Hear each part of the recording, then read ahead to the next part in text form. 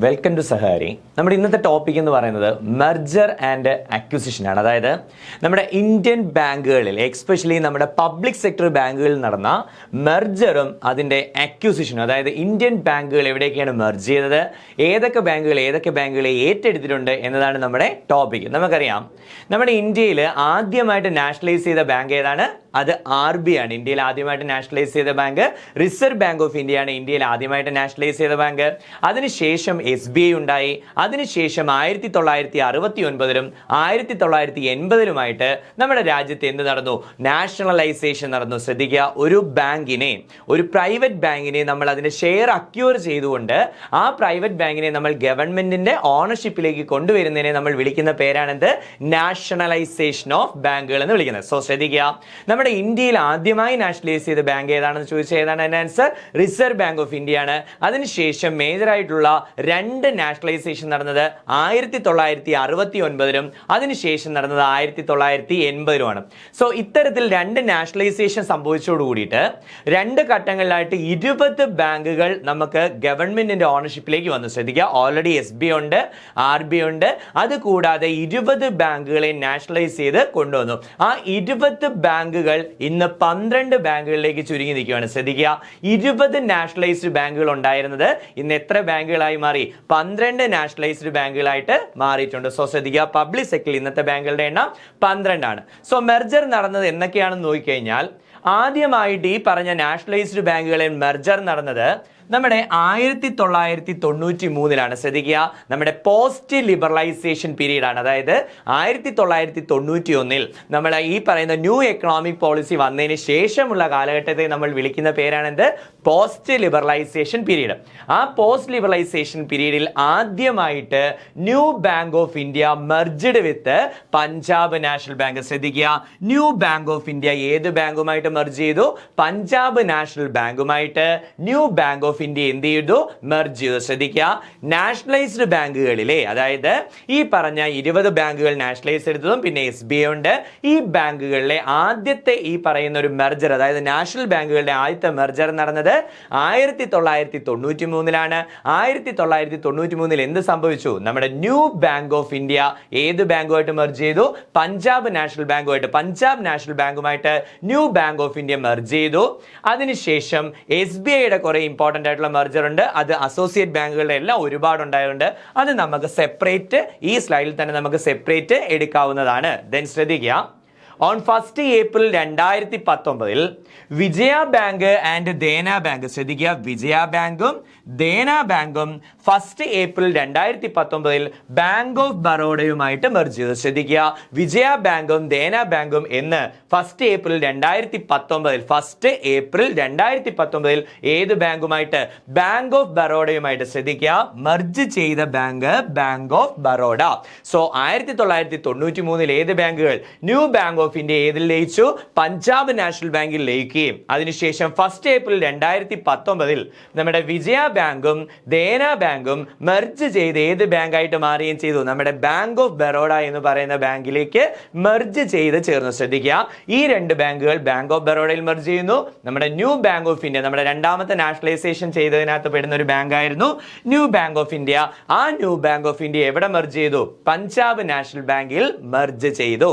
Then 1 April 2020 Indian banking സെക്ടറിലെ ഏറ്റവും വലിയ merger നടന്നത്. ശ്രദ്ധിക്കുക, ഇന്ത്യൻ ബാങ്കിങ് സെക്ടറിലെ ഏറ്റവും ഇമ്പോർട്ടന്റ് ആയിട്ടുള്ള മെർജർ നടന്ന ഡേറ്റ് എന്നാണ്? 1 April 2020 ആ 1 April 2020 ആദ്യം ഓറിയന്റൽ ബാങ്ക് ഓഫ് കൊമേഴ്സും യുണൈറ്റഡ് ബാങ്ക് ഓഫ് ഇന്ത്യ, രണ്ട് ബാങ്കുകൾ ഏതൊക്കെയാണ്? ഓറിയന്റൽ ബാങ്ക് ഓഫ് കൊമേഴ്സ് അതുപോലെ തന്നെ യുണൈറ്റഡ് ബാങ്ക് ഓഫ് ഇന്ത്യ, ഈ രണ്ട് ബാങ്കുകൾ പഞ്ചാബ് നാഷണൽ ബാങ്കിൽ മെർജ് ചെയ്തു. ശ്രദ്ധിക്കുക, മെർജ് ചെയ്ത ബാങ്കുകൾ ഏതൊക്കെയാണ്? ഓറിയന്റൽ ബാങ്ക് ഓഫ് കൊമേഴ്സും അതേപോലെ യുണൈറ്റഡ് ബാങ്ക് ഓഫ് ഇന്ത്യയും എവിടെ മെർജ് ചെയ്യുന്നു? പഞ്ചാബ് നാഷണൽ ബാങ്കിൽ മെർജ് ചെയ്യുന്നു. ശ്രദ്ധിക്കുക, മെർജറിന്റെ ഡേറ്റുകൾ പരിശോധിക്കുക. ആദ്യമായി നാഷണലൈസ്ഡ് ബാങ്കുകൾ മെർജ് ചെയ്തത് 1993 1993 രണ്ടാം ഘട്ട നാഷണലൈസേഷൻ 80 നാഷണലൈസേഷനിലൂടെ വന്ന ബാങ്കായ ന്യൂ ബാങ്ക് ഓഫ് ഇന്ത്യ ഏതിൽ ലയിച്ചു? പഞ്ചാബ് നാഷണൽ ബാങ്കിൽ ലയിച്ചു. പിന്നെ SBIയുടെ സെപ്പറേറ്റ് നമുക്ക് എടുക്കാവുന്നതാണ്. ദെൻ 1 April 2019 വിജയ ബാങ്കും ദേന ബാങ്കും എന്തിലേക്ക് മെർജ് ചെയ്തു? നമ്മുടെ ബാങ്ക് ഓഫ് ബറോഡയിലേക്ക് മെർജ് ചെയ്തു. അതിനുശേഷം ഓറിയന്റൽ ബാങ്ക് ഓഫ് കൊമേഴ്സും യുണൈറ്റഡ് ബാങ്ക് ഓഫ് ഇന്ത്യയും എന്തിലേക്ക് മെർജ് ചെയ്തു? പഞ്ചാബ് നാഷണൽ ബാങ്കിലേക്ക് മെർജ് ചെയ്തു. മെർജ് ചെയ്ത date 1 April 2020.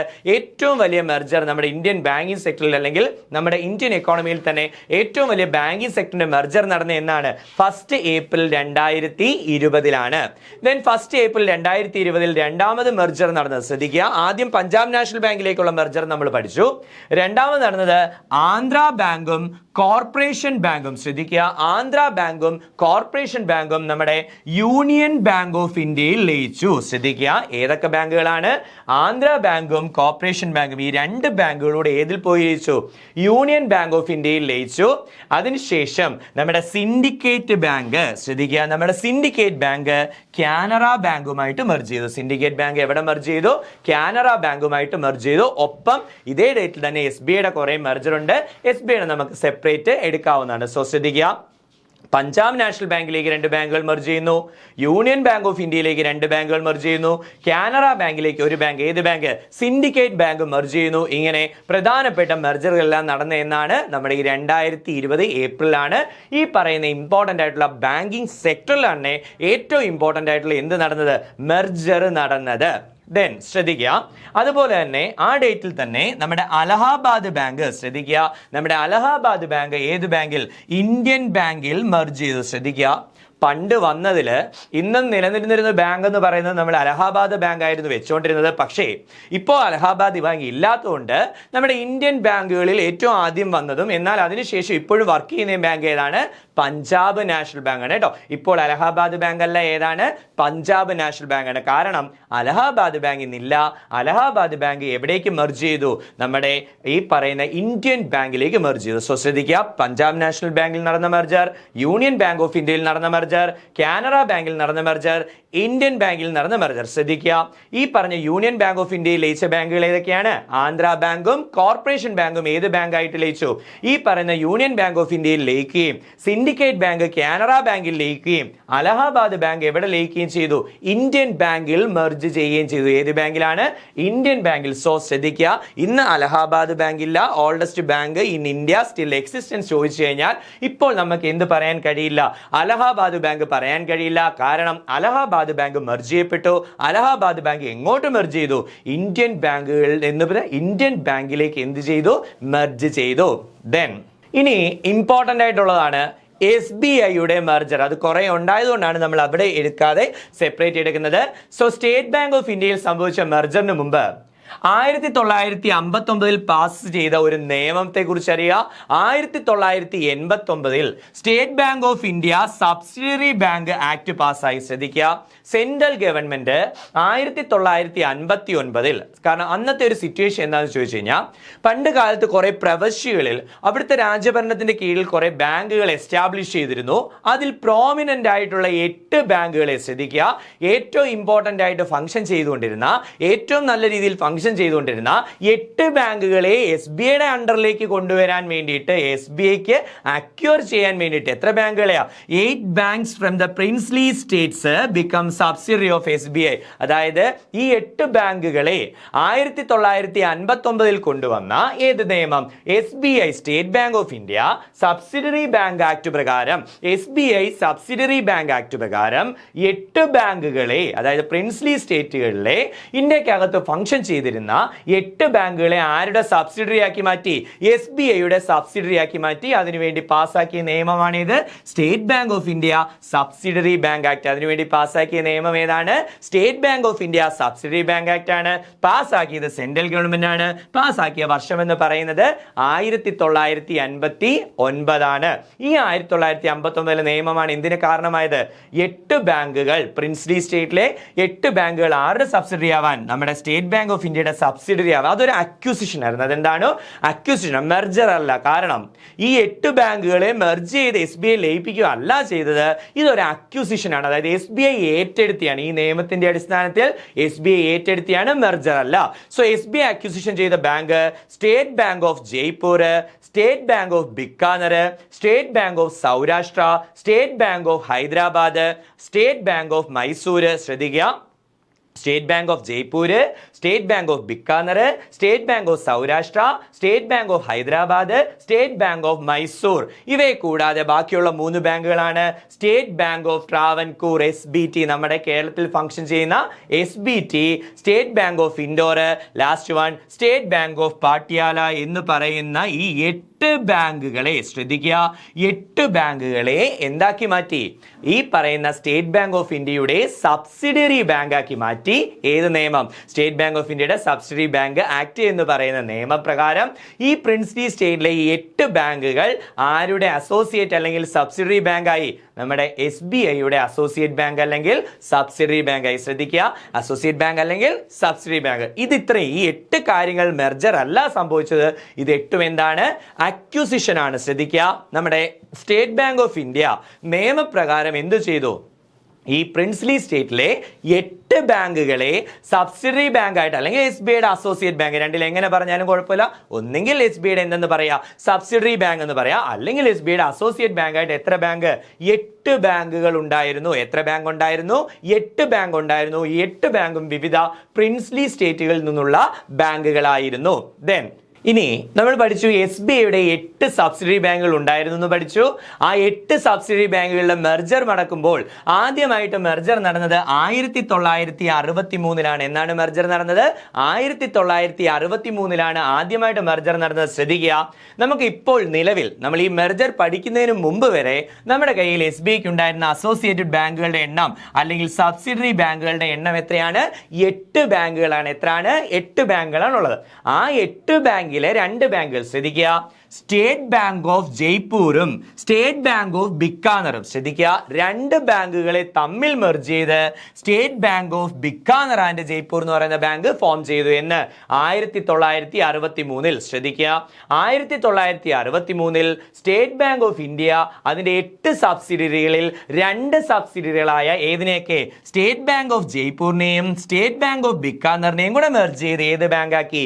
State bank of Bikaner and Jaipur. So 8 bank ഉണ്ടായിരുന്നു, 2 ബാങ്ക് പോയി പുതിയൊരു ബാങ്ക് ആയിട്ട് തിരിച്ചു. 2 ബാങ്ക് പോകുമ്പോൾ 6 ആവും, പുതിയൊരു ബാങ്ക് വരുമ്പോൾ 7 ആവും. സോ ഈ ഒരു മെർജറിന് ശേഷം പിന്നീട് എത്ര? 7 ബാങ്കുകൾ ആരുടെ സബ്സിഡി ആയിട്ടുണ്ടായി?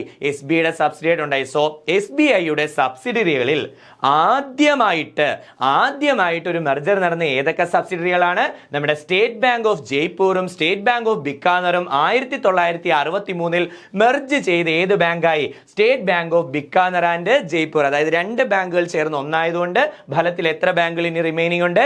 7 ബാങ്കുകൾ റിമൈനിങ് ഉണ്ട്. അതിനുശേഷം ശ്രദ്ധിക്കുക, 1985 നമ്മുടെ കേരളത്തിൽ സ്റ്റേറ്റ് ബാങ്ക് ഓഫ് ട്രാവൻകൂർ പോലെ തന്നെ നമ്മുടെ കേരളത്തിൽ എന്തുണ്ടായിരുന്നു? സ്റ്റേറ്റ് ബാങ്ക് ഓഫ് കൊച്ചിൻ അല്ലെങ്കിൽ ബാങ്ക് ഓഫ് കൊച്ചിൻ എന്ന് പറയുന്ന ഒരു ബാങ്ക് ഉണ്ടായിരുന്നു.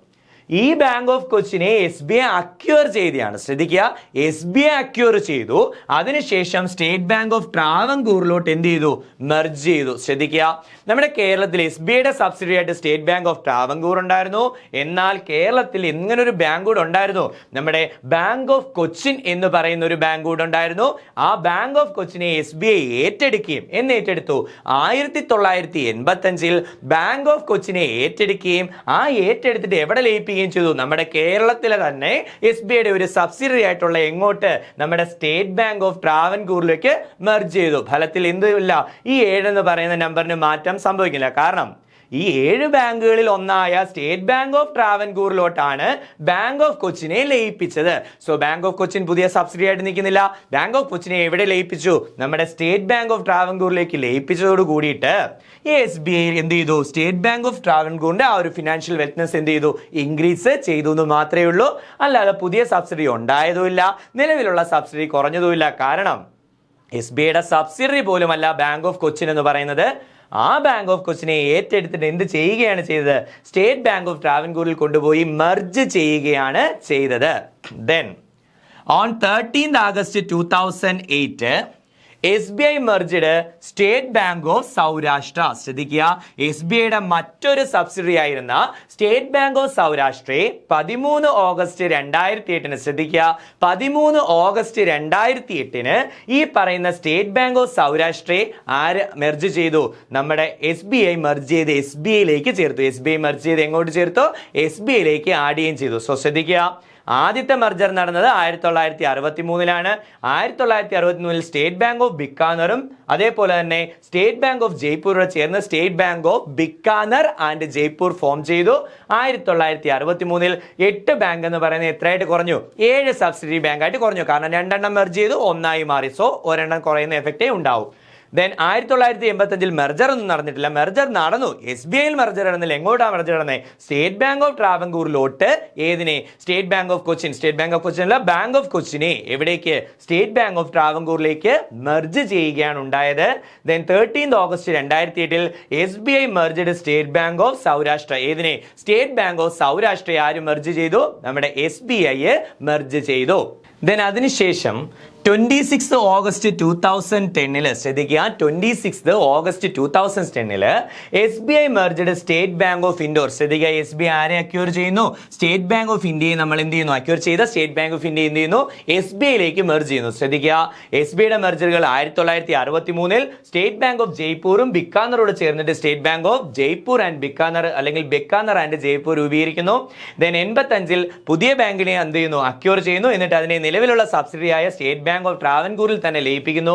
Then 13 August 2008 SBI merged state bank of Saurashtra. ഇവിടെ സ്റ്റേറ്റ് ബാങ്ക് ഓഫ് സൗരാഷ്ട്ര പോയപ്പോൾ ശ്രദ്ധിക്കുക, 8 എണ്ണം ഉണ്ടായിരുന്നു, ഇവിടെ 7ആയി.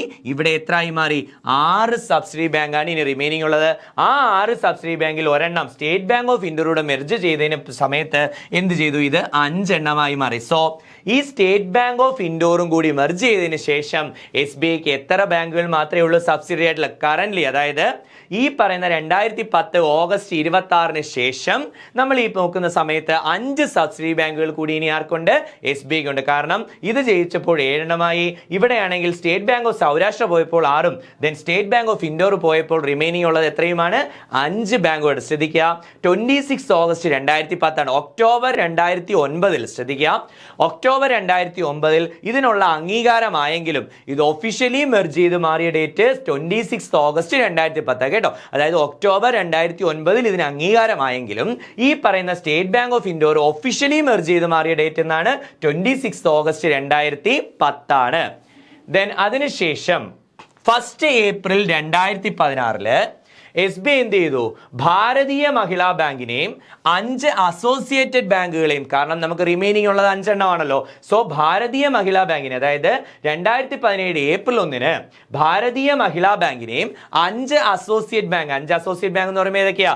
ഇനിയുള്ളത് ഏതൊക്കെയാ? സ്റ്റേറ്റ് ബാങ്ക് ഓഫ് ട്രാവൻകൂർ ഉണ്ട്, state bank of Mysore, state bank of Bikaner and Jaipur, state bank of Hyderabad and state bank of Patiala. ഇത്രയും ബാങ്കുകളെ SBI എന്ത് ചെയ്തു? SBIയിലേക്ക് മെർജ് ചെയ്തു. സോ ശ്രദ്ധിക്കുക, ഈ പറയുന്ന 5 റിമൈനിങ് ബാങ്കുകൾ ഇനി സബ്സിഡി ഉണ്ടായിരുന്നു എന്ന് പറഞ്ഞു. ആ 5 റിമൈനിങ് ബാങ്കുകളെയും പിന്നെ ഏത് ബാങ്കിനെയും കൂടെ? ഭാരതീയ മഹിളാ ബാങ്കിനെയും കൂടെ, അതായത് 5 ബാങ്കിനെയും ഒപ്പം ഭാരതീയ മഹിളാ ബാങ്കിനെയും 1 ഏപ്രിൽ 2017 SBIയിലേക്ക് എന്ത് ചെയ്യുകയും ചെയ്തു? മെർജ് ചെയ്യുകയും ചെയ്തു. സോ ഇതൊക്കെയാണ് SBIയിൽ സംഭവിച്ച പ്രധാനപ്പെട്ട മെർജറുകൾ എന്ന് പറയുന്നത്. ദെൻ ശ്രദ്ധിക്കുക, മെർജറിന് ശേഷം ഇന്ന് ഇന്ത്യയിൽ 12 പബ്ലിക് സെക്ടർ ബാങ്കുകളാണുള്ളത്. എത്ര പബ്ലിക് സെക്ടർ ബാങ്ക് ആണ്? 12 പബ്ലിക് സെക്ടർ ബാങ്ക് ആണ്. ശ്രദ്ധിക്കുക, ഇന്ന് ഇന്ത്യയിൽ കറന്റ് ഉള്ള പബ്ലിക് സെക്ടർ ബാങ്കുകൾ എത്ര എണ്ണമാണ്? 12 പബ്ലിക് സെക്ടർ ബാങ്ക്. നമുക്ക് പ്രൈവറ്റ് സെക്ടറിലെ ബാങ്കുകൾ പറയുകയാണ് എങ്കിൽ ശ്രദ്ധിക്കുക, 2022 ഒഫീഷ്യൽ ഡേറ്റ അനുസരിച്ച് 21 പ്രൈവറ്റ് സെക്ടർ ബാങ്കുകളാണുള്ളത്. 21 പ്രൈവറ്റ് സെക്ടർ ബാങ്കുകളാണുള്ളത്. അതിൽ തന്നെ 21 തന്നെ 9 ബാങ്കുകൾ എന്താണ്? ന്യൂ ജനറേഷൻ ബാങ്കുകളാണ്. എന്താണ്? New gen ബാങ്കുകളാണ്. 9 എന്താണ്? New gen ബാങ്കുകളാണ്. സോ ശ്രദ്ധിക്കുക, നമ്മുടെ ഇന്ത്യയിൽ ഈ മെർജറിന് ശേഷം എത്ര ബാങ്കുകൾ? 12 പബ്ലിക് സെക്ടർ ബാങ്കുകളാണുള്ളത്. ശ്രദ്ധിക്കുക, അതിൽ ഒന്നാമത്തെയാണ് SBI. നമ്മുടെ രാജ്യത്തെ ഏറ്റവും വലിയ പബ്ലിക് സെക്ടർ ബാങ്കാണ് SBI. സ്റ്റേറ്റ് ബാങ്ക് ഓഫ് ഇന്ത്യയുടെ ഹെഡ് ക്വാർട്ടേഴ്സ് വരുന്നത് മുംബൈയിലാണ്. ദെൻ പഞ്ചാബ് നാഷണൽ ബാങ്കിന്റെ ഹെഡ് ക്വാർട്ടേഴ്സ് ന്യൂഡൽഹിയാണ്. Then bank of Baroda headquarters Vadodara.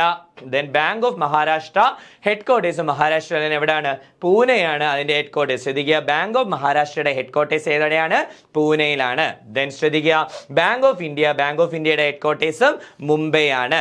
Then central bank of India headquarters Mumbai. ശ്രദ്ധിക്കുക, ബാങ്ക് ഓഫ് ഇന്ത്യ എന്ന് അവസാനിക്കുന്ന ഏത് ബാങ്കുകളുടെയും, ബാങ്ക് ഓഫ് ഇന്ത്യ എന്ന് അവസാനിക്കുന്ന ബാങ്കുകളുടെ എല്ലാം ഹെഡ് ക്വാർട്ടേഴ്സ് എന്ന് പറയുന്നത് എവിടെയാണ്? പബ്ലിക് സെക്ടർ ബാങ്കുകൾ. ശ്രദ്ധിക്കുക, പബ്ലിക് സെക്ടർ ബാങ്കുകളിൽ ബാങ്ക് ഓഫ് ഇന്ത്യ എന്ന് അവസാനിക്കുന്നതിന്റെ എല്ലാം ഹെഡ് ക്വാർട്ടേഴ്സ് മുംബൈ ആണ്. ദെൻ പഞ്ചാബ് ഉണ്ടെങ്കിൽ ഒന്നും ആലോചിക്കേണ്ട, ന്യൂഡൽഹി ആയിരിക്കും അതിന്റെ എന്തെന്ന് പറയുന്നത്, ആസ്ഥാനം എന്ന് പറയുന്നത്. സോ ശ്രദ്ധിക്കുക, ഈ പറഞ്ഞ 12 പബ്ലിക് സെക്ടർ ബാങ്കുകൾ SBI ഉണ്ട്, ബാങ്ക് ഓഫ് ബറോഡ ഉണ്ട്, ബാങ്ക് ഓഫ് ഇന്ത്യ ഉണ്ട്, Punjab national bank, bank of Maharashtra, central bank of India. ശ്രദ്ധിക്കുക, സ്റ്റേറ്റ് ബാങ്ക് ഓഫ് ഇന്ത്യ, നമുക്ക് ബാങ്ക് ഓഫ് ഇന്ത്യ കേൾക്കുമ്പോൾ തന്നെ അറിയാം ആസ്ഥാനം എവിടെ ആയിരിക്കും? മുംബൈ ആയിരിക്കും. So state bank of India Mumbai ആണ്, ബാങ്ക് ഓഫ് ബറോഡ വഡോദരയാണ്, ബാങ്ക് ഓഫ് ഇന്ത്യ മുംബൈ ആണ്, പഞ്ചാബ് നാഷണൽ ബാങ്കിന്റെ ഹെഡ് ക്വാർട്ടേഴ്സ് ന്യൂഡൽഹി ആണ്, ബാങ്ക് ഓഫ് മഹാരാഷ്ട്രയുടെ ഹെഡ് ക്വാർട്ടേഴ്സ് പൂനെയാണ്, സെൻട്രൽ ബാങ്ക് ഓഫ് ഇന്ത്യയുടെ ഹെഡ് ക്വാർട്ടേഴ്സ് എവിടെയാണ്?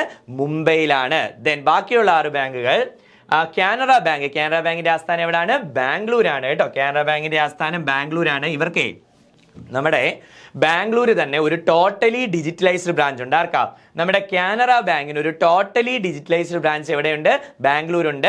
അതിനെ വിളിക്കുന്ന പേര് ക്യാൻഡി എന്നാണ്. അതിനെ വിളിക്കുന്ന പേരെന്താ? ക്യാൻഡി. ഇവരുടെ ആപ്പ് ഉണ്ടല്ലോ, അതായത് കാനറ ബാങ്കിന്റെ ഈ പറയുന്ന ബാങ്കിന്റെ ആപ്പിന്റെ പേര് തന്നെയാണ് ക്യാൻഡി എന്ന് തന്നെയാണ്. ബാംഗ്ലൂർ തന്നെയാണ് ആ ടോട്ടലി ഡിജിറ്റലൈസ്ഡ് ബ്രാഞ്ച് ഉള്ളത്. സോ കാനറ ബാങ്ക് ഉണ്ട്. നമുക്കറിയാം കാനറ ബാങ്ക് എന്ന് പറയുന്നത് ഇന്ത്യയിലെ ആദ്യത്തെ ISO സർട്ടിഫൈഡ് ബാങ്ക് ആണ്. ഇന്ത്യയിലെ ആദ്യത്തെ ISO സർട്ടിഫൈഡ് ബാങ്ക് ആണ് ഇത് കാനറ ബാങ്ക് എന്ന് പറയുന്നത്. നമ്മുടെ കേരളത്തിലെ കേരള ഗ്രാമീൺ ബാങ്കിനെ സ്പോൺസർ ചെയ്ത ബാങ്ക് ഏത് തന്നെയാണ്?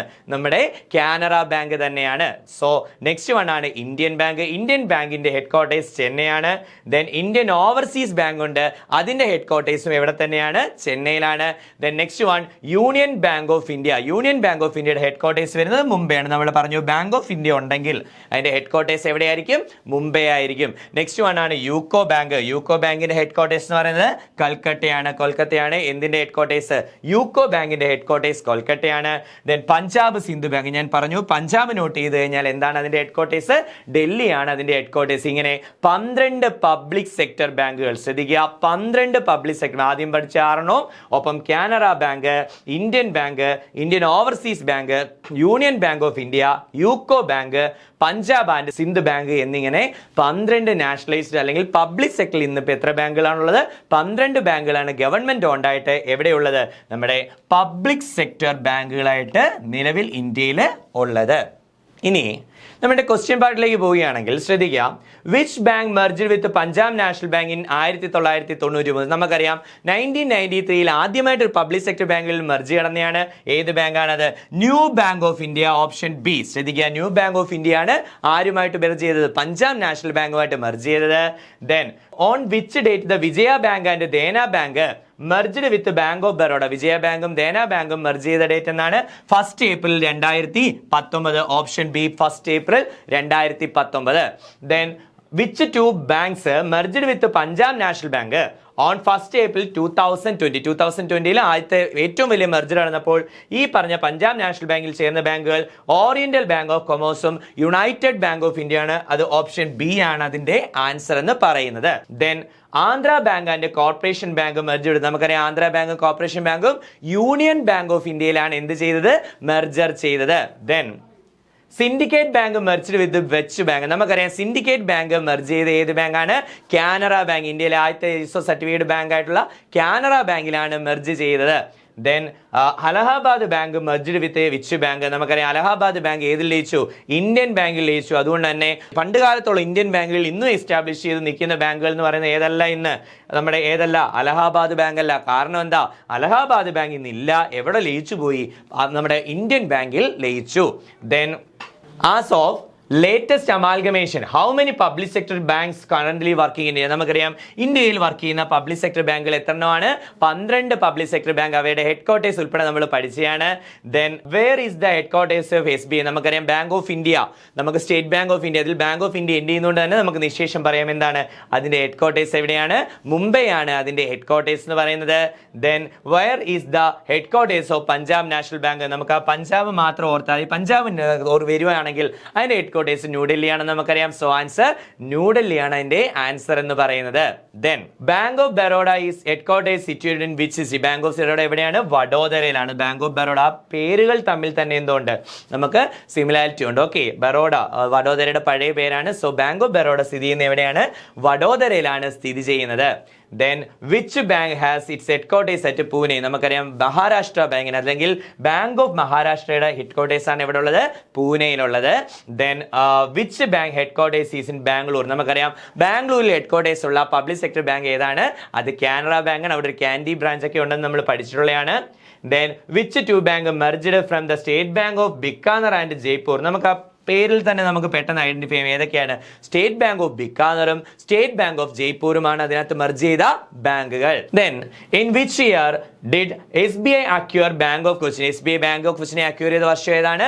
1985. ഓപ്ഷൻ ബി ആണ് അതിന്റെ ആൻസർ. അപ്പൊ ഈ SBI ബാങ്ക് ഓഫ് കൊച്ചിനെ അക്വയർ ചെയ്തിട്ട് എവിടേക്ക്? നമ്മുടെ സ്റ്റേറ്റ് ബാങ്ക് ഓഫ് ട്രാവൻകൂറിലേക്കാണ് മെർജ് ചെയ്തത്. ശ്രദ്ധിക്കുക, SBTയിലോട്ടാണ് ബാങ്ക് ഓഫ് കൊച്ചിനെ എന്ത് ചെയ്തത്? 1985 ഏറ്റെടുത്തിട്ട് മെർജ് ചെയ്തത്. Then which bank merged with SBI on 13th August 2007? 13th August 2007 merge ചെയ്തത് SBIയുടെ തന്നെ സബ്സിഡറി ആയിട്ടുള്ള ആരായിരുന്നു? State bank of Saurashtra. ആരാണ്? സ്റ്റേറ്റ് ബാങ്ക് ഓഫ് സൗരാഷ്ട്രയാണത്. Then on 1st April 2017 SBI merged with Bharatiya Mahila bank and how many associates? നമുക്കറിയാം remaining ഉള്ളത് 5 associates ബാങ്കുകളായിരുന്നു അല്ലെങ്കിൽ സബ്സിഡറി ബാങ്ക് ആയിരുന്നു. സോ ആൻസർ 5 ആണ്. ഭാരതീയ മഹിളാ ബാങ്കും 5 സബ്സിഡറി ബാങ്കുകളോടാണ് 1st April 2017 എവിടെ മെർജ് ചെയ്തത്? SBIയിൽ മെർജ് ചെയ്തത്. Then which act made 8 banks from princely state become subsidiaries of SBI in 1915? നമുക്കറിയാം അതിന് വേണ്ടി പാസ്സാക്കിയ നിയമം state bank of India subsidiaries act, subsidies bank act ആണ്. സോ ആൻസർ എന്ന് പറയുന്ന ഓപ്ഷൻ ബി ആണ്. Then where is the headquarters of Indian Bank? Indian ബാങ്കിന്റെ ഹെഡ്ക്വാർട്ടേഴ്സ് എന്ന് പറയുന്നത് എവിടെയാണ്? China. Indian bank, Indian overseas bank, ഇതിന്റെ രണ്ടിന്റെ ഹെഡ്ക്വാർട്ടേഴ്സ് എവിടെയാണ്? ചെന്നൈയിലാണ് അതിന്റെ ഹെഡ്ക്വാർട്ടേഴ്സ് വരുന്നത്. Then which two bank have their headquarters in Chennai? നമ്മളിപ്പോൾ പറഞ്ഞതേ ഉള്ളൂ ഏതൊക്കെ ബാങ്കുകളാണ്? ഇന്ത്യൻ ബാങ്കും ഇന്ത്യൻ ഓവർസീസ് ബാങ്കിന്റെ ഹെഡ്ക്വാർട്ടേഴ്സ് എവിടെയാണ്? ചെന്നൈയിലാണ്. Then which banks headquarters in Kolkata? നമുക്കറിയാം യൂക്കോ ബാങ്കിന്റെ ഹെഡ്ക്വാർട്ടേഴ്സ് ആണ് എവിടെയുള്ളത്? കൽക്കത്തയിലുള്ളത്. Then Punjab and Sindh bank he's headquarters in which city? നമുക്ക് പഞ്ചാബ് എന്ന് കേൾക്കുമ്പോൾ തന്നെ അറിയാം ഏതാണ്? ഡൽഹിയാണ്. ശ്രദ്ധിക്കുക, ഹെഡ്ക്വാർട്ടേഴ്സ് എവിടെയാണ്?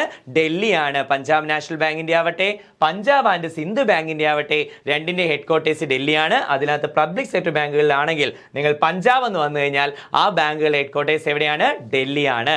Then which bank merged with SBI on April 1st 2017 along with 5 associated bank? നമുക്കറിയാം 5 അസോസിയേറ്റ് ബാങ്ക് ഏത് ബാങ്ക് കൂടെ? നമ്മുടെ ഭാരതീയ മഹിളാ ബാങ്ക് കൂടാണ് എന്തിൽ മെർജ് ചെയ്തത്? നമ്മുടെ സ്റ്റേറ്റ് ബാങ്ക് ഓഫ് ഇന്ത്യയിൽ മെർജ് ചെയ്തത്.